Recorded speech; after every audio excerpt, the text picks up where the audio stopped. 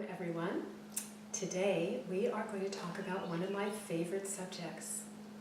And this is probably going to be the beginning of a series that goes across a long period of time, because we're going to talk about homeopathy. And homeopathy is a science that has been around for well over 200 years. It was developed by one of the most brilliant men probably who's ever lived, Samuel Hahnemann. And he's contributed so much to medicine, far and beyond homeopathy. But I don't want to get too into talking to you about Hahnemann today, because I have a primary subject I want to discuss with you. And that is homeopathy and the vital force. And the whole idea of honoring and listening to our bodies and letting our bodies show us the way. More and more, I realize that as I study, there's kind of like a dogma or an excitement that can happen when you learn something new and you think that everybody needs to try this or needs to do it this way, or that everyone should eat in a certain way or whatever. You know, vegans tend to think that everybody should be a vegan, and carnivores seem to think that everybody should be a carnivore, and people who are into ketosis seem to think that everybody should be into ketosis. But honestly, our bodies have the knowledge. And what we want to do is learn to recognize, see, and know what we need in the most gentle and profound way for ourselves. This is a science that really Hahnemann perfected to an amazing degree. Over his life, he explored so many aspects of the vital force. And when we talk about the vital force, we have used different names for it in our day and age. We've used autonomic nervous system, the part of our body that is in control of things that we are not in control of. One of the ways that my beloved Dr. Massey likes to talk about the autonomic nervous system is to use the metaphor of how when we go into a dark room, our pupils open wide. When we go into bright light, they close down if they're working properly. They get tiny. And that every cell in our body functions like that. It opens wide under certain circumstances, and it closes down under others. And when we begin to recognize that there are things that actually expand us and make us feel really at peace and joy and innocent and creative and happy and healthy, those are things that are really supportive to the vital force. Things where we feel at peace in our hearts and our souls and with ourselves first, and then with life. Things that make us feel good about who we are and the gift of being alive. And there are other things that get in the way of that, blockages to the full expression of our uniqueness and our vital force. And those types of things are the things that we want to do something about. We want to invite a wisdom that is deep inside of us that we may not be accessing yet at this point, to come to the surface and to help us out. And that's what our autonomic nervous system can do if we learn to speak the language of it. I know there must be other languages because I've been studying with someone that I encourage you to look into. His name is Max Christensen, and he has been studying ancient forms of healing and movement that are thousands of years old and perfected levels of healing and rejuvenation of the body through helping himself to become very, very attuned and aware of the flows of these energies through our body. But for most of us, we're not going to spend hours and hours and hours training, or a lifetime of training as he has. And here, homeopathy can be of some real benefit to us. So before I go on, I just want to share with you that his website is primordial alchemy. And I am moved and touched with his ability to experience the subtlety of the healing forces within the body like I have never been before with any other human being I've ever met. And that says a lot, because I have traveled all over the world looking for people who are awakened in this area and understand the spiritual aspects of healing, as well as studying science very deeply with teachers who are really brilliant in the science of nutrition and health. But I really encourage you to take a look at his work and see if it resonates with you. And if it does, you might want to look into it further. He teaches something called the Kunlun system, and this is one of his books. K-U-N as in Nancy, L-U-N as in Nancy.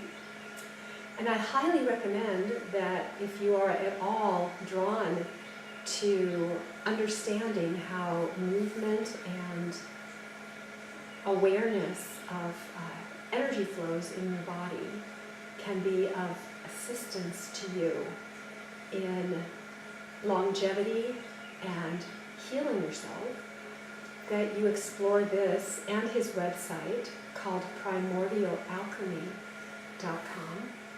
My explorations have been going on for many years, though, in the area of homeopathy. And I'm constantly learning more and seeing more connections.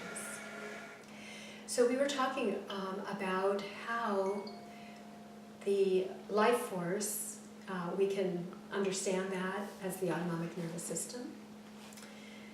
We can also, some people might call it even soul, awareness, chi. There are so many different names for it. Prana.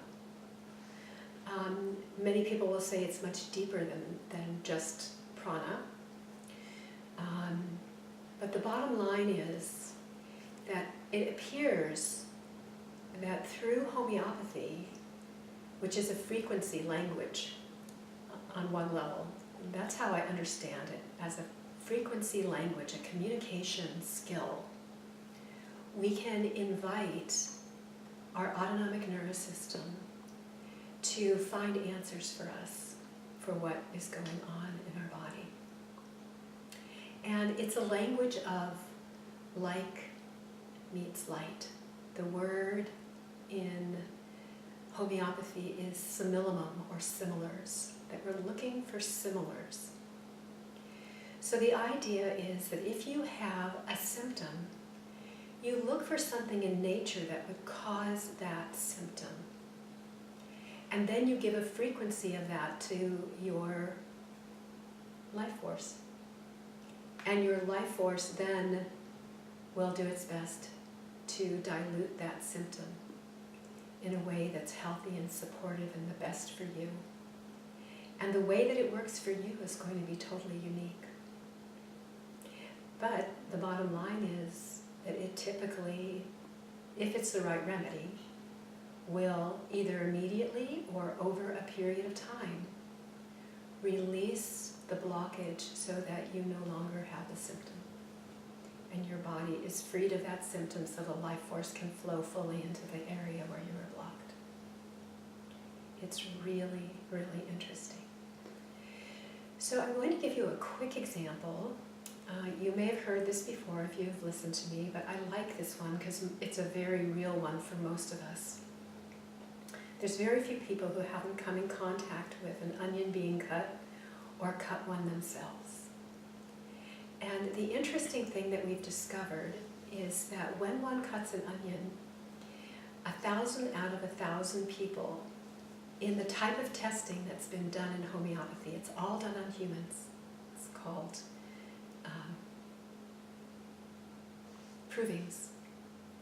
So in a proving of onion, in 1,000 people who cut an onion, 1,000 of them had burning, stinging, tearing eyes to one degree or another. Some were far worse than others, but everyone had some degree of irritation of the eye. So they had a special nomenclature for that. They used a system of 1, 2, and 3. 3 would be if 1,000 out of 1,000 people had the symptom. okay? 2 is if 500 to 999 people had a symptom in this proving process. So even though 1,000 people have done it, if 500 to 999 people had the symptom, they would call that a 2. And in this case, with onion, watery running nose that doesn't burn, the burning is in the eyes, not in the nose, is a symptom of cutting onions or an onion experience. Breathing that air, coming into a room where somebody's cutting an onion if you're really sensitive, whatever.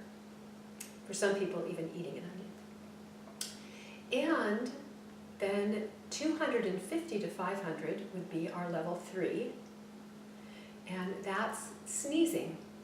So 250 to 500 people, when they're around an onion being cut, would sneeze. Now, in Austin, especially in January, there are many people that experience cedar fever, we call it. It's a type of an allergy to cedar. And numerous people will walk into the office, but even now, right now, we have oak pollen like nobody's business. It doesn't matter what the source. It can be from oak, it can be from cedar, it can be from potatoes. It can just be that you happen to have a symptom of burning eyes, watery, runny nose, and sneezing, or 1 or 2 of those symptoms. And it's very possible that homeopathic onion, and the name of that remedy is called Allium cepa, will be the right remedy for you. Now, the more we dilute that remedy, the deeper it acts. But we want to start out with as low a potency as we can so that we have access to that remedy for the longest. Because once your life force has spent a bunch of time with that remedy, it may no longer want to spend its time doing it again because your life force is so busy doing so many things for us all the time that it may treat your communication as the communication of a child, like in the story of the boy who cried wolf. So in that story, if you recall, there was a little boy, and he went out into the forest, and there were some woodcutters who told him that if you ever have a problem with a wolf, cry out wolf and we'll come and we'll protect you. And the little boy thought it would be fun to see what happened, and he cried wolf, and all the woodcutters stopped what they were doing and they came to protect the little boy, and there was no wolf there. And they weren't very happy about that, as you can imagine. Well, he tried this shenanigan a few times, and by the 4th time when a real wolf did show up, they didn't believe that a wolf was there and they didn't come for him. So we have deep respect for our homeopathic remedies, and we start off with lower potencies, and we slowly build so that we can see, first of all, if we can use that remedy for a longer period of time before we need to go into a higher potency, and we have plenty of room to utilize that remedy. So for people that have an allergy where their eyes are burning, they have a bland, watery, runny nose, and they sneeze, I highly recommend that they try a 6C of Allium cepa. And you can even take it a little bit further if you like by taking a few pellets of your 6C of Allium cepa and put that into a glass of water, let it dissolve, and just take a teaspoon from the glass. And you can take a dose as often as you need. Now, what do I mean by as often as you need? Typically what we find is if this is the right remedy, you're going to find that there is some benefit from the remedy. So if we were going to use a system of 1 to 10, 10 being the worst, 0 being nothing, 1 being a very tiny amount, if you had, let's say, symptoms that you would characterize as an 8, and you took some allium cepa and your symptoms went down to a 4, you wouldn't take it again until they went to a 4.5 or a 5. And that way you're honoring the work that the allium cepa has done. Now, you could take it 2 to 3 times a day if you like. And if you have a very acute situation, you could take it every 5 minutes if that's what's needed. And if you work with a homeopath, they can help you to get really clear about that, how exactly to take it for you. But acute remedies tend to work very quickly, and an allergy response is an acute situation. So it's great to use a homeopathic remedy in this way. And if the allergy starts to come back again, you would take another dose. And if it doesn't, you don't. We use them quite differently when there's a chronic situation. So in an acute situation, it comes on quickly and it can leave very quickly. But in a chronic situation, typically we have some problems that have been going on in the body, perhaps unnoticed for a very long time, until they build up to a point where they're very noticeable. And so it took a long time for the problem to arise. And so instead of having a very quick, immediate response, it may take us a few weeks or a month or 2 to fully get rid of the symptoms that come on from a chronic problem. And what we want to do as somebody who honors the life force is to look for where you feel that your life force is being the most impeded and work on that first. Is it from depression, anxiety, fear? You know, there's so many people these days with PTSD from serious, frightening things that have happened to them, particularly in the military or overseas, or things that they question their own value about for having killed children or whatever in the line of duty. So these kinds of things can rob a person of sleep, which is profoundly important for healing, can make your whole life miserable, and can make you hate yourself. So that would be something that we would want to immediately put our focus on, would be the emotional aspects if they are very strong. If you're functioning really well in the world and you have a few little things that you are working with on yourself, but you also have serious aches and pains in your back that make it hard for you to move, and every time you feel them, your whole body clenches, well, we're going to put the focus on your back, because that's where your life force is being most drawn and most impeded at the moment. So we look for where the symptoms are the most intense, and we work one at a time, inviting your own life force through the wisdom of the homeopathic remedy to do what it knows best for you. Now, this is a very, very different type of a focus than what we use in nutritional consultation work and in herbology. Even in lots of the wonderful things that I do because I love my body, I want to nurture it and support it in detox and opening my detox pathways. Those things are things that we do to palliate the body and to help make life easier for the body. It's a little different than homeopathy, where we're going to be directing the life force to a specific area. So by eating wisely, we make it a lot easier on the life force to not have problems. And Hanuman considered proper nutrition an extremely important part of the healing process. He also included proper movement for the body, being out in nature, especially with movement, to be a very important part of supporting the body's life force in being happy and being healthy. Getting natural sunlight, all the things that I've talked about so many times on our previous YouTubes, all these things have been recognized as things that support our life force. Many people are doing yoga. Other people are doing lots of work with Tai Chi or Qigong, movement exercises, breathing exercises. Breathing is so incredibly important for our health and balancing our breath.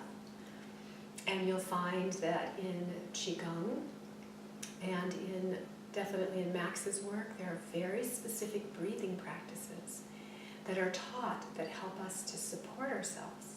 So we don't have to spend a fortune and take $1,000 worth of supplements every month to encourage our bodies to find a place of healing. We can take a few things that might actually be compassionate because they'll help us with our symptoms while we're calling upon our life force to help. But we don't want to look at supplements as something that we rely on. We want to look at our actual way of living our life in harmony with nature as our primary way of supporting our life force. And then when we need it, we can call upon a homeopathic remedy to help us in balancing ourselves and in learning through our own body's wisdom how to take care of itself. We don't even consciously necessarily know what the homeopathic remedy is doing other than that the symptoms go away. And that's typically what we're looking for, is that those symptoms go away. So there are over 5,000 homeopathic remedies, and all of them are there designed to help us support our bodies with their own healing process. And almost every substance on this earth, plant, mineral, animal, has within it a capacity to affect our bodies. But very few of us are extremely sensitive to the point, like someone like Max is, to recognize what's going on unless we do a proving where we take a large amount of this substance. Some of them are poison, so we can't take a large amount, we can only take a tiny amount. And we see these changes take place. And interestingly enough, when we really look, we'll find that almost every substance will affect us on a physical level, an organ level, like it will make a difference in the way our liver's functioning, the way our lungs are functioning, the way our kidneys are functioning. They'll affect our stool, they'll affect our emotional state. They affect us in all, and they might affect our eyesight, they might affect our hearing, they might affect our skin, all of these different things. And in that process of doing the provings, where Hanuman would have 1,000 people take a certain substance and see what happened, he would see these changes and categorize them. He used a very specific system where he had people write down every little thing they noticed that was different. And he primarily worked with people that he had trained in noticing these things on a very deep and sensitive level. Noticing if they became more irritable, if they became more peaceful, if they couldn't stay awake, if they became exhausted or tired or fatigued, if they started to feel a weird tingle in their throat, if they noticed that when they took this substance they wanted to sleep in a different position. Sleep positions are really important in homeopathy. If they preferred to sleep on their left side or their right side or their back or with their arm above their head, or all these sorts of things tell us something unique about the body. And when we start studying about energy flows, we can see how the body, when it's unconscious and we're not telling it to do something in sleep, would choose a position that might help to open up a blocked energy flow. So, I mean, it's just so fascinating to really start looking at how the life force might be functioning for us on so many levels that we're not aware of, and how the homeopathy will help us to open those back up again. The thing that's totally amazing to me, because I don't want to overwhelm you with too much today, is that For over 200 years now, there are thousands upon thousands of people who have done nothing but homeopathy when they've had things like 4th stage cancer and have healed themselves. The same is true with things like really serious seizures, or neuralgias, or dementias, or Alzheimer's disease, or Parkinson's disease. And in many cases, a full cure scientifically may not happen, but the person has no more symptoms. And they can live an amazing quality of life till the end, which is not typically the case in what happens when we take medications. I mean, it's almost gotten to the point of absurdity now that if you watch a television commercial on a medication, this long list of side effects that can even include death are listed there. With homeopathy, there are no side effects, because if it's just a frequency, it's just information that you're giving to your body. Physically, if you were to take a look at a homeopathic remedy, all you would see is the substance that the energy is inside of, be it water and alcohol, sucrose, or lactose. Those are the typical things that we use as carriers for the homeopathic remedy. It's amazing to me that something that has no side effects is not tried first before we start going after these intense medications that have horrendous side effects. And I guess I just need to become more open-minded and more compassionate to recognize how fully we have been brainwashed to think that the only thing that works is allopathic medicine. And I'm not saying that allopathic medicine doesn't have its place. You know, I personally had an aortic valve replaced. So, I mean, there is a time and a place for everything. But I certainly wouldn't make an allopathic approach my first approach.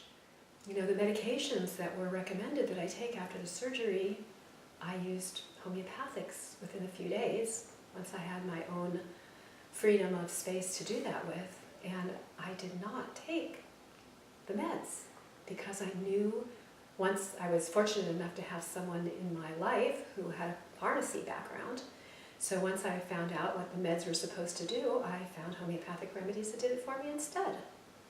And we checked me. I wasn't stupid about it. We checked my heart rate. We listened to my heart.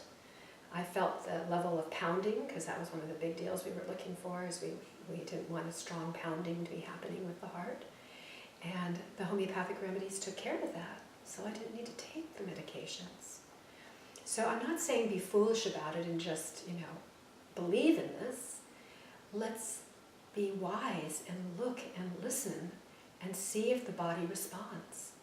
And if it does respond, and it responds well, then why put ourselves into a situation where we may have some side effects to deal with and dishonor the body when we can honor it? We don't need to take huge doses of things like we do now. I mean, like, I can take tablespoons of herbs, and I actually do, as food for myself. But there are ways of using herbal tinctures, for instance, where instead of taking droppers full, we can take what we call a mother remedy, which is an original tincture of the herb. And in the days of Hanuman, he didn't use dried leaves and dried stems and things like that for an herb. He would actually take the fresh plant and squeeze the juice from the fresh plant. It's called a succus. And then he would use that to make a mother tincture with. So you would take that and add alcohol to it. And that becomes a tincture, a mother tincture, of which you then create your homeopathic remedy. So to make a homeopathic remedy, just to give you an idea, like let's say we wanted to make a homeopathic remedy of calendula. Calendula is also known as the marigold. It's a profound remedy for surgeries, any incision, any abrasion or cut, any open wound, any skin problem, even skin rashes can sometimes be greatly benefited by calendula. And you could actually just use the mother tincture of calendula and get some great results, but typically people would just take large amounts of it. And what he would recommend instead is to take like 3 to 5 drops and put it into a half a cup of water, and then wash the skin with that. Or take drops of that, or take a half a teaspoon or a teaspoon of that as your internal remedy. There are numerous experiences that have been noted in hospitals, because really up until the early 1900s, most cities in the United States had homeopathic hospitals, where homeopathy and surgery were practiced. That's pretty much it, and nutrition. You know, that's what they did there. And they had far better results than anything else. And you know, just for your information, in Washington, D.C., there's a statue of Hanuman because he helped to get rid of these huge epidemics with like 80–90% success with his homeopathic remedies, in some cases 60, when allopathic medicine might have 5% success. And it was just taking a homeopathic remedy, not any kind of horrible medication that has nasty side effects that might weaken your life force for the rest of your life. So, you know, it's, we just don't think about the big picture. We're so into, I want results now. And so if a magic bullet pill will give you a cessation of pain immediately, then people want to do that, and they don't even look beyond that. And plus, they don't even know, for the most part, that homeopathics exist.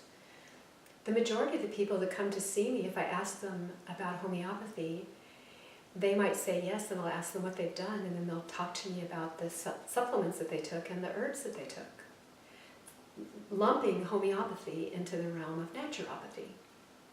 Homeopathy is a science that some naturopaths practice, but homeopathy is a science in its own, around for about 250 years now, with hundreds of thousands of studies and case studies, and being practiced by medical doctors and annotated in their files and their case study Humes all over the world. And it's the third world countries that still have embraced homeopathy the most.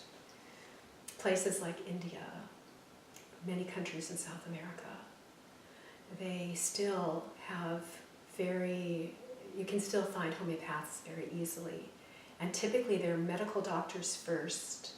They're trained fully in medicine and physiology and chemistry and all of the methods of diagnosis, because homeopathy can be greatly aided by a proper diagnosis. So if we know that somebody has, for instance, Parkinson's disease, and then we know what parts of the brain are affected, that can be very helpful, because we have so many thousands of cases of people who've had Parkinson's disease of a specific kind that have been cured with homeopathic remedies, that it helps us to know what they have so that we can avail ourselves of all of the research from the past, not just what's happening in the moment. We don't have to reinvent the wheel, in other words. The type of alcohol that's used is, I use potato vodka personally, and a lot of people will use Everclear. So it's typically, it's a food alcohol. You know, it's definitely not isopropyl alcohol that's being used. And it depends on the pharmacy, honestly, Bernard. Every pharmacy is going to do things a little differently. So, you know, for some of our patients who are really sensitive, we just do water remedies. they'll need to keep the remedy in the refrigerator, and the remedy will not last for very long. An alcohol remedy will last longer, but the ones that are on pellets, there are so many people that talk about having remedies that are over 100 years old that they've inherited from friends of theirs who were homeopaths, who, left them to them in their wills, and to their great surprise, they still worked. So we've heard a lot about, really protect your remedies, and I do protect my remedies, whether I've heard the fact that, some people have used 100-year-old remedies. The things that supposedly can cause harm to them is sunlight. So typically all the remedies are bottled in amber glass or dark colored glass so that the sunlight can't get in. And high heat, although certain remedies have an affinity for heat, like magnesium. So they love to be in hot water, and they work better when you take some of the pellets and put it in hot water, and the body will enjoy that. So there are, we've been told though that we should not keep our remedy boxes in our cars in Austin in the summertime because they could be 135 degrees. I used to always carry boxes of remedies with me everywhere I went when I lived in the cooler climate in California. And I don't do that anymore here in Austin because of that information. I have to come home to get my remedies if I need them for someone I know about. There is one substance that we've been told can really be a problem, and that's camphor. Camphor supposedly can ruin a pharmacy if you have open camphor. Now there's other aromatic herbs that we have been told, we should not use at the same time, things like peppermint, things like eucalyptus, beets oil, oregano oil, the very, very strong smelling oils can affect the remedies. And what many people don't know is that if you have somebody who's, let's say, in a coma, all you need to do is place the remedy under their nose, because smelling the remedy will work. You can also just put a few drops on the skin. They don't have to have it in the mouth. You can put it in the mouth, but you can, put it on their skin. But if you're going to be the one who is going to rub it into their skin, you're going to get the remedy yourself as well. So you should know that. And if we use a remedy too much, like the boy who cried wolf, it won't work for us anymore. So all of our remedies have such potential profound effects for us that we don't want to use them haphazardly. We don't want to use them when we don't need them. And so when it comes to children sometimes, it might be a good idea to keep some blanks around. In other words, just the sugar pellets that have not been medicated with a homeopathic remedy, because children love them, and we don't want the kids to sit down and, eat them often, because if they don't need them. They love taking them. They don't have any, it's not a problem to get a child to take a remedy, except for the first time if they've had medications that are horrible tasting before. But once they actually taste the little sugar pellets, they are very happy to take their remedies. The best time to take a remedy is on an empty stomach. So we're not going to tell you to brush your teeth first, and some people and some remedies, and every remedy is different. There are some remedies and some people who are sensitive to peppermint, and that will make a remedy not work. They call it antidote the remedy. So I use some really wonderful toothpastes that have no aromatic oils in them, that actually are very healing and support the microbiome of the mouth. And we've done a lot of talking about microbiomes before, but anyway, I have a special toothpaste that I highly recommend to people with no mint in it, or no aromatic herbs of any kind, and that's very helpful. So you don't have to drink water first, but it doesn't hurt if you drink a little bit of water first. I would say you'd want to wait at least a half an hour, after eating, and half an hour before you eat. You can probably get away with 10 to 15 minutes to wait till after you've taken the remedy. So, in this new system that I'm working with, we only take one remedy at a time. So I know in the past we were playing with the Banerjee remedies, and then it's best to wait at least 2 hours in between remedies. Typically there's a recommendation to take one, like when you first get up in the morning, one between breakfast and lunch, one between lunch and dinner, one before you go to bed, that kind of thing.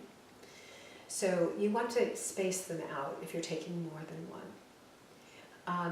But the idea now that I'm exploring very deeply with people is we're only going to take the remedy for the one thing that we feel is most greatly impeding the full functioning of our life force.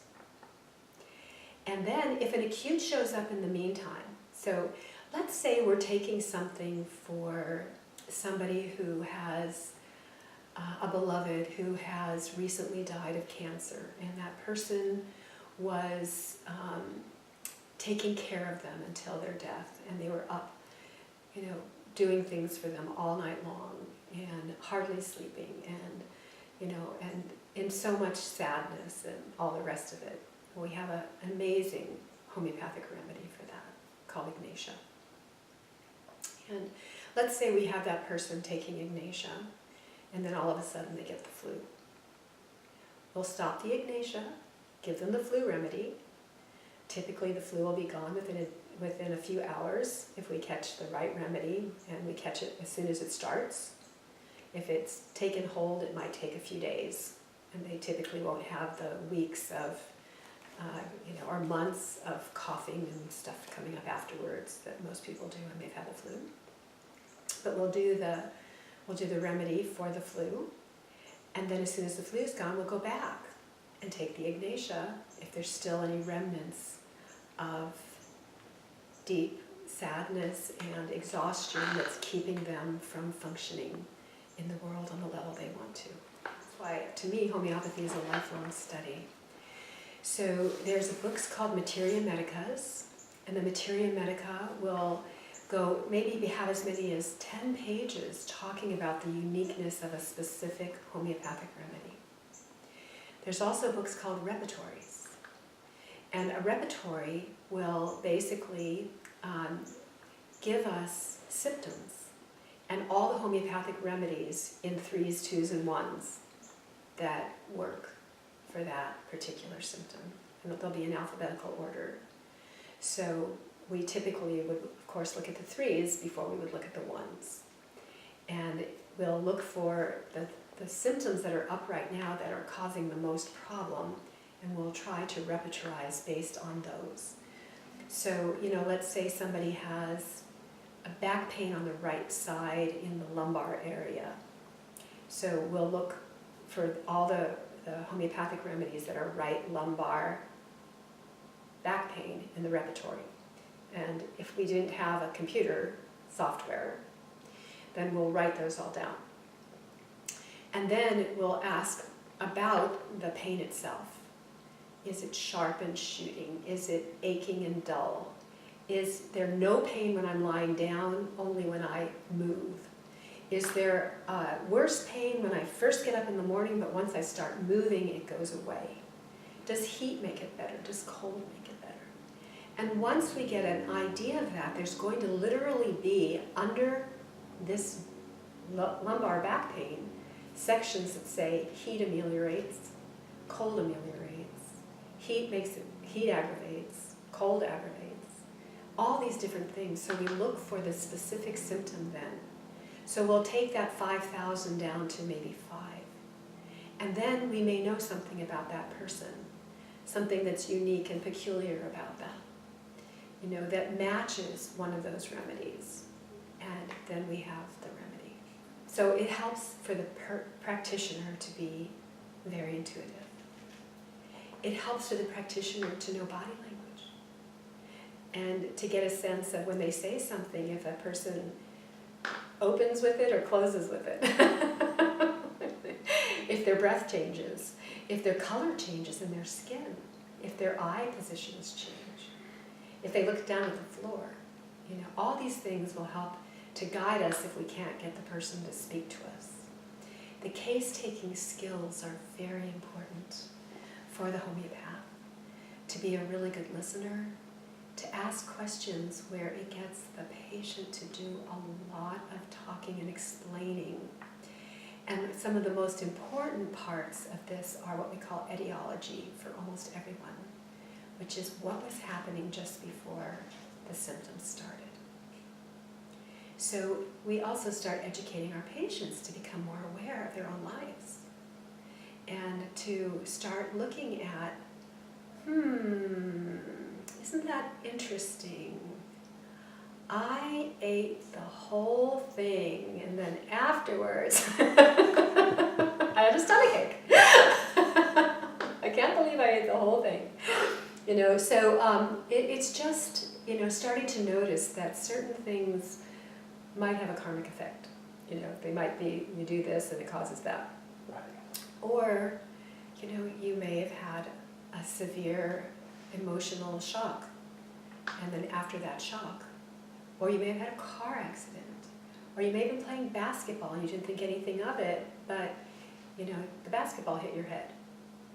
So part of the job of the practitioner, the homeopath, is to see if you can help to jog people's memories about what was actually going on. And when we're working with babies and children, we very deeply need to ask Mom what was going on for her during the time she was carrying the baby in the womb. Were there any big, shocking losses? Did they have to move? Did anyone they really loved die? Were there some huge fights with their partner? Did they get sick? Did they take some medication? There's a story of a baby that just wouldn't stop screaming, and they found out, that the parents had been big, they used certain street drugs, and as soon as they gave the baby a homeopathic of that street drug, that was the end of the baby screaming. Okay? So, and nobody thought about that. They were just looking at, the symptoms for the baby. So we want to look at etiology too. But the most time-consuming part of homeopathy for the homeopathist is not when they're with the patient. It's after they go home and the books start opening and we start doing the repertorization and we start looking at all the different remedies and we start comparing what the patient said with the remedies and looking for something that actually matches as closely as possible. Depending upon how long you've been doing homeopathy, that process can take anywhere from typically half an hour to 3 hours. Here's one of the challenges of homeopathy. I think it's one of the reasons why homeopathy isn't more widely accepted in the United States today. And that is that homeopaths typically are very independent and they think for themselves a lot. And there are thousands of ways to practice homeopathy. Mm-hmm. Most homeopaths do nothing with diet and herbs and support of qi and all the rest of that. Although Hanuman talked about it in the Organon. He talked about all of this. The importance of movement and fresh air and good water. Boy, he talked a lot about the importance of clean water. He did a lot of recommending of things like taking charcoal to help keep the digestive system absorbing toxins, recommendations of apple cider vinegar, a lot of things that are considered in the realm of naturopathy rather than homeopathy. And most homeopaths would never do any of that. But I do want to encourage you all to maybe open your mind a little bit to the exploration of homeopathy, and a very sweet place to start, easy place to start, might be looking a little bit into the shus or tissue salts, and we'll do a talk on shus or tissue salts soon, and how to use them, and how effective they can be, and how easily accessible they are at every health food store. So that's something that might be something you want to consider. The other thing is there are certain remedies that are just indispensable, I think. And so if you become someone who becomes interested in the idea of doing homeopathy and having homeopathy as a first line of defense, so to speak, you might want to consider, as we get into looking at it more deeply, an emergency kit to have at home. So that, if somebody gets a burn, you can immediately give them a homeopathic remedy for burns. If somebody, gets in a car accident, you can immediately give them aconite and arnica. If somebody breaks a bone, you can give them bryonia for the incredible pain of the slightest bit of movement. If you get out into the poison ivy, you can take some rust togs, and it will prevent the poison ivy from coming out. So, there are many wonderful remedies to have in the house, and you can have them in a kit, like just this size, and have like 50 remedies right there at your disposal if you need them. And especially beneficial for athletes, or if you have kids who are playing football or basketball or soccer or any of those sorts of things. It's really great to have the kit, take it to soccer practice for all those soccer moms, and have it. Your kid gets hit in the head with a ball, or takes a fall, or skins their knee, or whatever. It's really good to support the life force in doing its healing faster and more effective. So my intention is to start doing, from time to time, a whole repertory picture of a disease or an illness or an issue that seems to be really prevalent. We could do a whole talk on women's health, for instance, or maybe just a talk on menstrual issues, and then another talk on menopausal issues.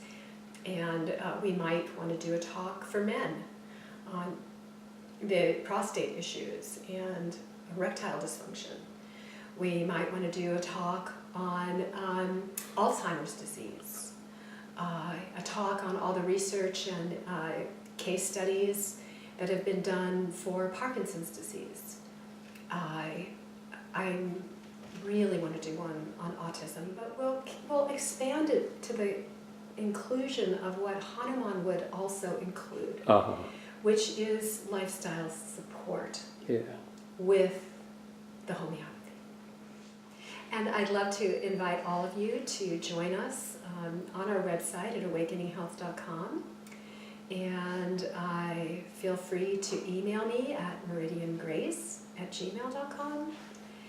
And if you're so moved, to give me a call about your specific situation that you would like to work with. And we'll talk about how we do that here in the office. Cool. Thank you so much for joining us today.